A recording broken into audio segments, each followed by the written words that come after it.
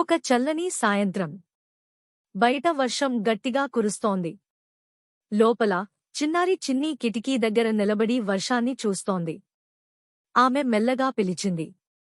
పప్పా! తలుపు దగ్గర ఎవరున్నారు? తండ్రి తలుపు దగ్గరికి వెళ్లి తెరిచారు. గుమ్మం దగ్గర ఒక చిన్న తడిసిన కుక్కపిల్ల వణుకుతూ ఉంది.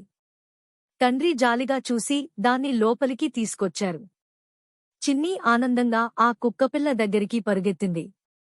ప్రేమగా దాన్ని తుడిచింది.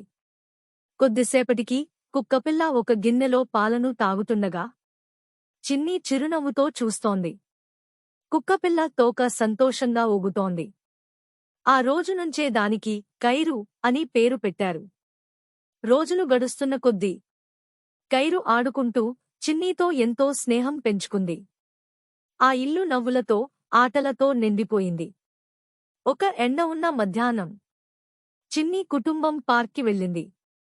అక్కడ ఒక అబ్బాయి చాలా బాధగా ఒంటరిగా కూర్చుని ఉన్నాడు. చిన్ని దగ్గరికి వెళ్లి మెల్లగా అడిగింది. ఏమైంది? అబ్బాయి తలను వంచి నెమ్మదిగా అన్నాడు. నా కుక్క పోయింది.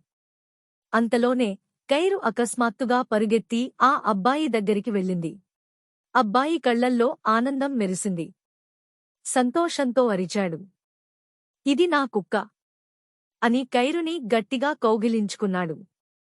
ఆ దృశ్యం చూసి చిన్ని తండ్రి గర్వంగా చిరునవ్వు చిందించారు. చిన్నీకు ఆనందంగా అనిపించింది. ఎందుకంటే కైరు తిరిగి తన నిజమైన ఇంటికి చేరింది.